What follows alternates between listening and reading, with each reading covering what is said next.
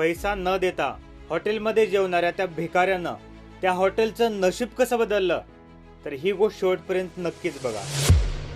एक छोटंसं हॉटेल होतं आणि त्या हॉटेलमधला नाश्ता खूपच प्रसिद्ध होता. आणि त्या हॉटेलमध्ये सकाळी सकाळी प्रचंड गर्दी पडायची आणि ते नाश्ता करण्यासाठी लोक बऱ्याच लांबून त्या ठिकाणी यायचे.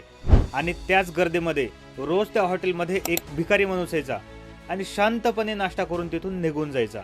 आणि एक माणूस 4-5 दिवसापासून त्या भिकाऱ्याला नोटीस करत होता.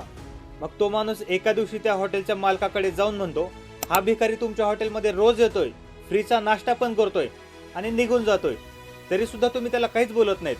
मग तो मालक हसतो आणि म्हणतो, मला तुझ्या आधी सुद्धा बऱ्याच लोकांनी त्याच्याबद्दल सांगितलं होतं आणि एका दिवशी मी त्याचा पाठलाग केला तर तो जवळच्याच एका सिग्नलवरती भीक मागत होता.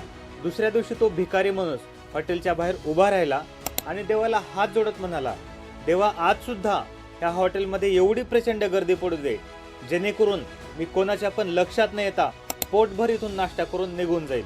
आणि त्या क्षणामध्ये मला असं जाणवलं की तो भिकारी माणूस तर स्वतःसाठी प्रार्थना करायचा, पण त्याच्या प्रत्येक प्रार्थनेच्या पाठीमागं माझ्या हॉटेलाची भरभराट दडलेली होती. आणि आश्चर्याची गोष्ट म्हणजे त्या दिवसापासून आमच्या हॉटेलमध्ये दिवसेंदिवस प्रचंड गर्दी वाढत आहे.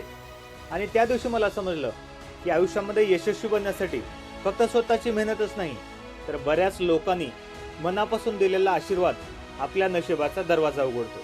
आणि एक गोष्ट नेहमी लक्षात ठेवा, मेहनत तुम्हाला यश मिळवून देते, पण दुसऱ्यांचा आशीर्वाद तुमचं यश टिकवून ठेवते. मित्रांनो, व्हिडिओ जर आवडला असेल तर नक्की लाईक करा, शेअर करा आणि असेच व्हिडिओ बघण्यासाठी हर्ष विचार चॅनलला नक्की सबस्क्राईब करा. थँक्यू.